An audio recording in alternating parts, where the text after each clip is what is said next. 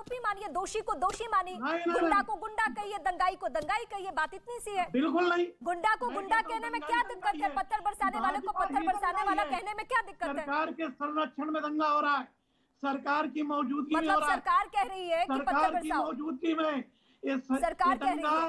ये दंगा प्राण के आपको नहीं लगता इसी तरीके की बयानबाजी करने के बाद परेशानियां बढ़ती है? सरकार करा रही, बीजेपी करा रही है। आप उन सारे लोगों को इस मंच से सपोर्ट करें। मौलाना साहब, आप थोड़ी संजीदगी से बात करते तो मुझे खुशी होती। आप उन सारे लोगों को सपोर्ट करें जिनके ऊपर दंगे का आरोप है, क्योंकि आप क्या कह रहे हैं कि सरकार। अच्छा, ठीक आप सपोर्ट मैं कहता हूँ, आपको नहीं लगता है कि आप सपोर्ट कर रहे हैं? अटैक किया, उसका महिमा मंडन कौन किया? किसका केजरीवाल के घर पे अटैक करने वालों को अभी जिन लोगों ने पत्थर बरसाए हैं, क्या गलत गिरफ्तारी हुई है?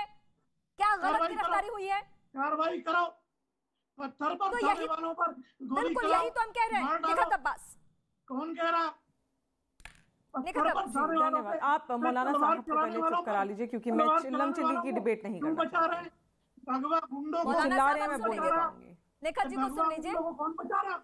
मुसलमानों घरों पे अटैक करो। मौलाना साहब, निखत अब्बास मेरा नाम है, कोई बात नहीं, आप बोल लीजिएगा जब आपका नाम एंकर साहिबा ले। मुसलमानों को टारगेट। निखत जी को बोलना है। मौलाना साहब इस वक्त चुप हो जाइए, शांत हो जाइए। निखत जी आप बहुत बहुत धन्यवाद। मत लीजिए। देखिए असल में क्या है ना, मौलाना साहब प्लीज, मौलाना साहब प्लीज, पहले आप इन्हें चुप करा लीजिए, इनकी भड़ास निकलने देते हैं, फिर हम बात कर लेंगे। क्या मैं बोल सकती हूँ? हाँ बिल्कुल। धन्यवाद। देखिए अभी हम इन सभी मुद्दों को अगर संधि विच्छेद करके देखें ना, तो हमें समझ में आएगा कि 2014 से भारतीय जनता पार्टी यानी मोदी सरकार के खिलाफ विपक्ष को एक भी ऐसा मुद्दा नहीं मिला जिसके खिलाफ वो आवाज उठा सके, या जनता को बरगला सके, या जनता को भड़का सके, या जनता के खिलाफ कोई ऐसा हुआ, ऐसा नहीं हुआ। तो अब क्या हो रहा है? 2024 में है चुनाव, तो ये लोग बड़े ही सिलसिलेवार तरीके से, विपक्ष बड़े ही सिलसिलेवार तरीके से, योजनाबद्ध तरीके से एक ऐसी साजिश रच रहा है कि जनता को भड़काया जा रहा है, और एक समुदाय के मुट्ठी भर ऐसे लोग हैं जिनको एक्टिवेट कर दिया गया है। वो है असामाजिक तत्व, इन्हें एक्टिवेट कर दिया गया है, और इनका एक सिंगल पॉइंट एजेंडा है कि प्रधानमंत्री श्री नरेंद्र भाई मोदी जी को पीएम के पद से हटा देना है। और इसका बहुत बड़ा एग्जाम्पल हमने पंजाब में देखा था। और इसमें मैं तो ये भी ऐड ऑन करना चाहती हूं कि ये जब इससे फेल हो जाएंगे कि ये पीएम के पद से मोदी जी को नहीं हटा सकते, तो इनका इंटरनेशनल फंडिंग के द्वारा ये होने वाला, जिसका एग्जाम्पल मैंने कहा अभी, जिसका ट्रेलर हमने पंजाब में देखा कि मोदी जी को खत्म कर दिया जाए, मोदी जी को मार दिया जाए। और अब तो बड़े दुख के साथ मुझे कहना पड़ रहा है कि पंजाब में, सिर्फ दिल्ली में नहीं, पंजाब में भी आम आदमी पार्टी की सरकार है, और ये जो दिल्ली में कल हुआ है वही अब पंजाब में होगा। तो प्रधानमंत्री के लिए तो अब आना जाना भी मुश्किल हो जाएगा, क्योंकि इन लोगों के लिए इंटॉलरेंट हो गए हैं। ये मोदी जी को जो हमारे देश की जनता है उसका भला करते हुए देखना ही नहीं चाहते। विदेशी फंड के इशारे पर, विदेशी इशारे पर ये सब कुछ हो रहा है। आज ये लोग मानेंगे इस बात का रहे हैं। निखत जी मैं आती हूँ आपके पास। हाँ मैं आप ही से पूछ रही हूँ। शहजाद जी आती हूँ मैं आपके पास। हाँ मौलाना साहब आप दीजिए जवाब। हाँ मुझसे। हाँ मैं आप ही से पूछ रही हूँ। निखत जी ने जो कहा, देखिए ईमानदारी से तो ये है कि देश के मुखिया सबको साथ लेके चलना चाह रहे हैं। बीजेपी के अंदर शरपसंद लोग हैं, वो नहीं चाहते हैं कि देश में अमन व अमान हो, शांति हो। अब बीजेपी सरकार चला रही है, देश नहीं चला रही। एक वर्ग विशेष को टारगेट करके हिंदुओं को भड़काया जा रहा। रामनवमी में यात्रा निकलता है और पुलिस की मौजूदगी में निकल रहा है, तो पथराव कहाँ हो रहा है? ये पथराव करने वाले बीजेपी के लोग हैं, ये विश्व हिंदू परिषद के लोग हैं। करने वाले बीजेपी के लोग हैं। कल बात डिबेट में एक भाई साहब है, उन्होंने कहा कि नहीं भगवा रंग ओढ़ लिया। ये हर दिन की कहानी है, हर दिन की कहानी है। पत्थर बरसाओ हर दिन की कहानी नहीं। आरोप बीजेपी पे लगना, आरोप भगवा पे लगना, ये उल्टा हो रहा है। मुझे समझ में नहीं आ रहा है, इसलिए मैं शहजाद जी से पूछ रही हूँ। जी रीमा जी, मुझे लगता है एक तो हम तर्क को ऊंचा रखें, आवाज को नहीं, और तर्कों से डिबेट करें। मैं 2-3 बातें तुरंत जवाब देना चाहता हूं। ये कहते हैं हमको भड़काया जा रहा है, आरएसएस बीजेपी के लोग भड़काते हैं। ये भड़काने का टाइम और तिथि और जगह इनको पहले से मालूम होता है कि छतों पर तलवार, तमंचे, बंदूक, बारूद, तेजाब, बम सब तैयार रखते हैं, या ये इनका आम चरित्र बन चुका है कि घरों पर ये लोग रखते स्टॉक पाइलिंग करते हैं।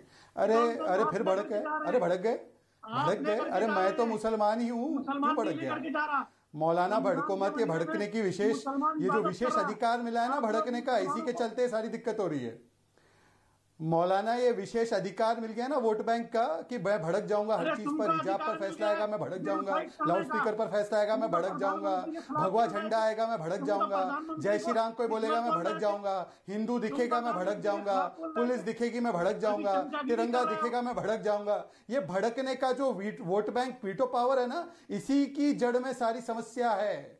ये भड़कने का विशेष अधिकार, ये भड़कना मेरा अभिन्न अंग बन चुका है, यही समस्या है। और दूसरी बात रीमा जी, देखिए मैं तो नहीं भड़का, ये लाउड स्पीकर पर लगातार बोल रहे, मेरी बातों को नहीं आने दे रहे, मैं तो नहीं भड़का, मैंने तो पत्थर नहीं उठाया। ये सोच का ही विषय है। रीमा जी मैं अपनी बात रख दूं इस प्रकार से। मौलाना साहब अगर आप ऐसी बात करेंगे तो कौन सुन पाएगा? कौन सुन पाएगा? रमजान का पाक महीना है, रमजान में तो ऐसे करते भी नहीं है जिस प्रकार का बर्ताव ये कर रहे हैं।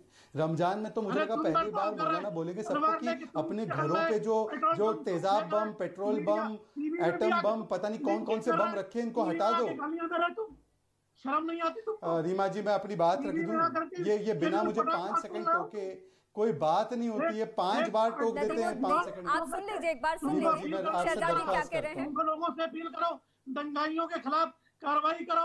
मैं हाथ जोड़कर आपसे दरख्वास्त कर रहा हूँ इस प्रकार से अत्याचार ना हो, ये सेक्युलरिज्म का अत्याचार ना हो। मैं आती हूँ आप दोनों के पास, ये ऐसा मसला है जिसपे जितनी भी तर्क दे लूं मैं आपके पास आती हूँ। अभी दरअसल एक गेस्ट मेरे साथ काफी देर से बैठे हैं। मेरी बात तो आ जानी चाहिए ना रीमा जी। अच्छा ठीक है, आप कंप्लीट कर लीजिए, बात तो हो जाने दीजिए। दरअसल मैं वेदभूषण सर के पास जाना चाहती हूँ, इसलिए शहजादी पर मेरे समय को काट कर तो नहीं हो सकता। मौलाना साहब अगर कुछ देर के लिए आप शांत हो जाएंगे तो हम शहजाद पुणे वालों को इस वक्त सुन लेंगे प्लीज। आप ही के सवाल 10 सेकंड चाह रहा हूँ मैं। आप किसको दंगाई कह रहे हैं? शहजाद पुणे वाला क्या आप कह रहे हैं? ये तरीका ये क्या भाषा है? अधिकार है भाई, ये सबको कह सकते हैं। ये तो आप अगर टीवी पे इस तरीके से बात करेंगे तो फिर मैं वही बातें दोहराऊंगी कि आप ही लोग गुमराह करते हैं लोगों को।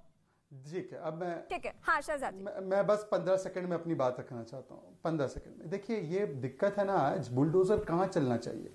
बुलडोजर रीमा जी संपत्ति पे नहीं सोच पर चलना चाहिए। सोच इस बात की कि अगर मुझे कोई हिंदू शांतिपूर्वक तरीके से मेरे मस्जिद के बाहर कोई जोर से नारा बजा रहा है, चलो जय श्री राम का नारा, क्या वर्जित है, प्रतिबंधित है, इस देश में अलाउड नहीं है? इलाके मुस्लिम हो सकते हैं, नमाज आप सड़कों पर अता कर सकते हो। अगर हिंदू जोर से नारा लगाते हुए जय श्री राम का आपने एक दिन 365 दिन में निकल भी गया तो आप उस पर पथराव कर देंगे और बोलेंगे मैं भड़क गया, और आपके घर में आपकी छतों पे सारी चीजें लगी हुई है। और तीसरी बात, हमने तो किसी का धर्म चिन्हित नहीं किया कि दंगाई इस धर्म का है, हम तो कह रहे दंगाई बनाम शिवम है। आप दंगाई के बचाव में आ जाते हैं, परंतु शिवम जो दंगाइयों के हाथों इतना बुरे तरीके से उसको मारा गया, उसके लिए आपके मुंह से एक ट्वीट नहीं निकलता, एक आपके हाथ से ट्वीट नहीं निकलता, आपके मुंह से एक संवेदना भरा बयान नहीं निकलता।